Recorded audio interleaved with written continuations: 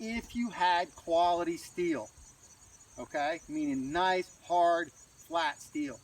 The perception by most people is that lead slow bullets actually don't have as much splatter. It's actually the opposite, okay? Lead slow bullets have much more splatter off of targets, i.e. like a 45 semi-wad cutter downloaded will bring a much larger chunk back towards you than a high velocity hollow point 9mm, okay? That 9mm will break apart into much smaller pieces when it hits the steel target. So that's something important to understand. Here's some examples of some really bad steel that I set off to the side so nobody's tempted to shoot at it. But if you look at these, they got holes burned all the way through it. Some of these have fairly large divots in them where slugs have hit them, rifle rounds have hit them. That creates a very dangerous target because when the bullet hits wrong, it goes into there and it sends fairly large pieces of fragmentation back against you. The other thing is when you're shooting on steel targets like this, especially with large classes, okay, or large groups of people and they start arcing the steel targets around, the problem is the steel comes off at an angle. So for example, if here's this target, Simon's hitting this shooting this target directly on, all great, right?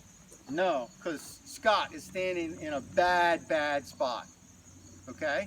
So you need to be cautious of that. You go to a class, and I was just talking, I was just at this class, and this guy got this big old chunk of whatever, and I started asking, well, how'd they have it set up? They had this huge line of like 24 people on the line, and all this steel set out. The steel was not real great, and the guy that got hit was down at the end of the line, okay? So you have to be cautious of taking all this steel, stretching it all out, having a whole bunch of people shoot at it, and now this stuff is coming off at this angle and people are getting hit with large pieces of steel. So be very careful. You go to one of these classes, especially when guys are traveling, they're in a road show, they're borrowing steel to shoot with.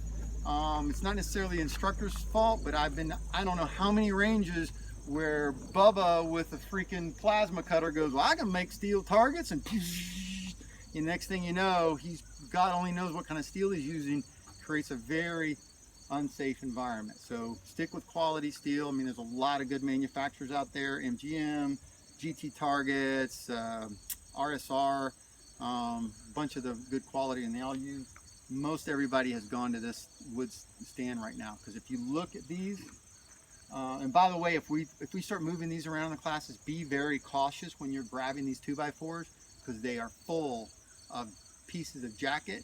They're like little razor blades. They will eat you alive. You'll see the stuff that came off of the steel, that if it came back, you would not be happy.